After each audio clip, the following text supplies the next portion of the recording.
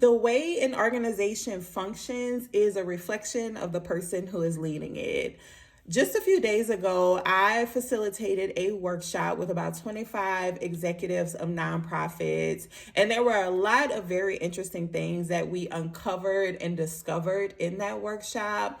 One is that we collectively realize that leaders in the current way that our society and systems and institutions are operating is that leaders are severely overwhelmed and have a lot of work on their plate. Also, what we discovered is that a lot of leaders actually feel stuck because they don't know what next steps they need to take in adjustment of what is happening within our current disruption in society. We learned that a lot of leaders actually feel alone in their positions. A lot of them mention that they walk out of meetings overwhelmed and they don't have anyone to share that overwhelm with, which is creating a buildup towards burnout. I think one of the most interesting things that sat with me for a while leaving that workshop is that a lot of leaders have gaps in how their organizations actually function, especially when we talk about the structure of having repeatable processes and systems within their organizations. One of the things we talked about in that conversation was the disruption and continuity in the way that knowledge and information is shared within organizations. That conversation came up when we talked about the necessity of succession planning, not just when someone is wanting to transition out of an organization, but at all points in their work of being able to have a way to capture knowledge so that it's useful to the organization as a whole. So that actually made me think of something that I do within my own organization. A little bit about me. My name is Dr. Sonia Daniels. I am the founder and CEO of S. Daniels Consulting, and I help guide leaders through change, complexity, and chaos. So what I actually want to do is show you how I manage the work of my work so that it's streamlined and that it's repeatable and that it makes sense to everybody who is engaging with my organization. All right, so here is what I want to show you. This is my client engagement board and it's titled SDC Client Engagement Board. Now, this is super helpful for anyone who is thinking about going into consulting or even anyone who's thinking about going into business in general, and you will have to manage whether that's client projects, customer projects, whatever the case is. I think this is a great system that is super useful to staying organized when it comes to managing your pipeline of clients, customers, and projects. So I utilize a software called Asana, which is essentially a project management software.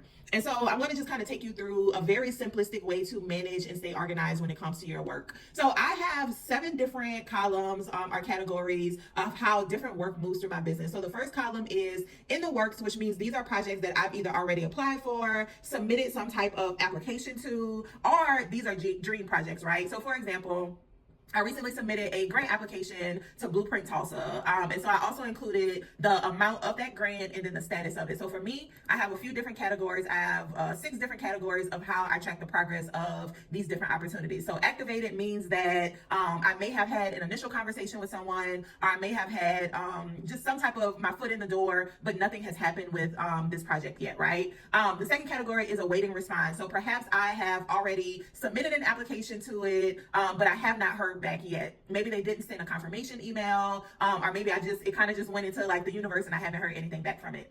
In motion means that I have engaged with this organization, I've submitted some type of proposal or application, and then I got a confirmation that it was received, and then I'm just waiting on next steps. And then fulfilled means that that project has closed out, both parties have completed whatever needs to be completed for that project, and then we move on from it.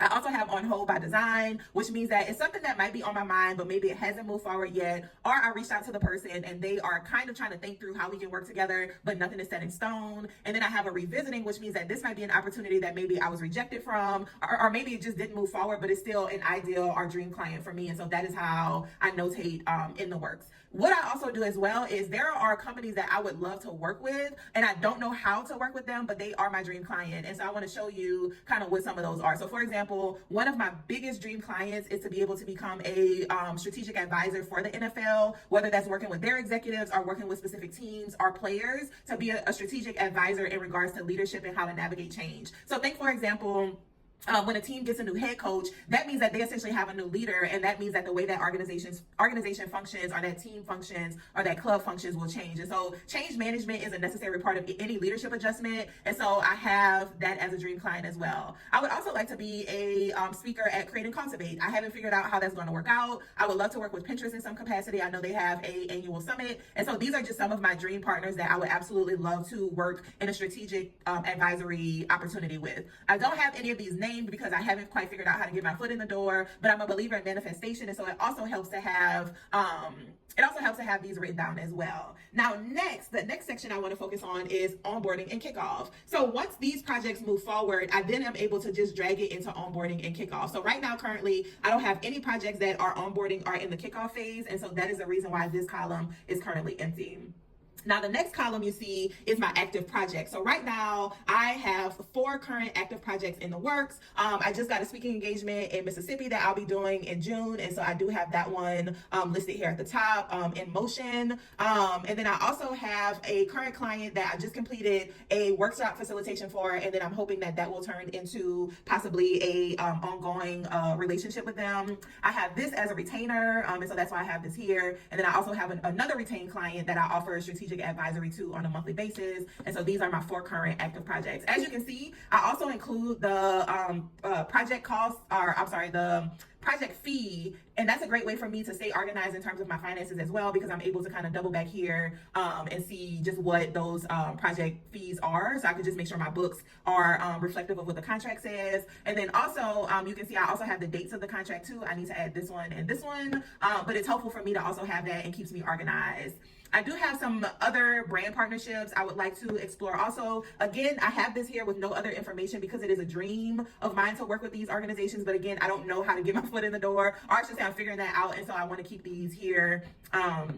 Just again as a manifestation piece to just keep me on track with the dream clients that I want to work with. I also have a section for media appearances. So anytime I have been featured, you can see that I've listed those as fulfilled. So I did have the opportunity to be featured in a few different national and global publications. I also have some pitches that I have submitted, but I haven't heard back. So I'll leave those as in motion, and then I'll give it probably another few weeks. If I don't hear back from those, I'll just move those to no response. And then there are some other media outlets I would love to work with, such as NPR, CNN, and Essence.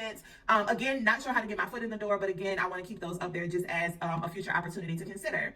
Now, my last piece, or my second to last piece, past engagements. So any projects that I have completed and we have closed out those projects, I move it to the past engagements column and then mark those as done. So there's a few I need to put fulfilled on. And then last but not least, the final piece is the not a fit or no response. So these are opportunities that I might have applied for, or either I applied for it, or I wanted to apply for it, and then time just escaped me, or I decided it wasn't in alignment with my current capacity, right? And so the no fit, no responses, I either got rejected or I just didn't take the time to follow through on it. And so I moved those to fulfilled as a notation for me to let me know that those opportunities have passed, or I wasn't selected to participate in it. And I really love the way that this Asana board is set up, because once I put a date on it, it gives me this calendar view, which I think is so phenomenal in the way that it has it color coded. So it gives me the timeline of it, which I really appreciate because I am a visual person when it comes to how my work is planned out. But then I also have the list as well here. And then if I had any workflows that were added to this, I don't do any workflows because now it's just me. And so I'm the only person who is actually looking at this. But once I get an admin person, what they will be responsible for is building out those workflows and then tracking where projects are. So I know that this was a bit long, but I know that this was a moment for me to teach folks that if you are a leader of an organization, building out repeatable processes and building out structure in your organization does not have to be complicated, but it does need to happen. One, for you to get information out of your brain, because it is very risky when you are a leader running an organization to just operate off of thought and memory and not have things on paper or somewhere that's accessible to other people. But it also creates a sense of burnout because then your mind is always thinking about things that other people need to know, but it's nowhere for them them to find it. And so I would definitely recommend thinking through like some type of system or structure that allows you to transfer that knowledge so that it's all in one place for people to find. I hope this was helpful. I know it was long, but if you have any questions, let me know.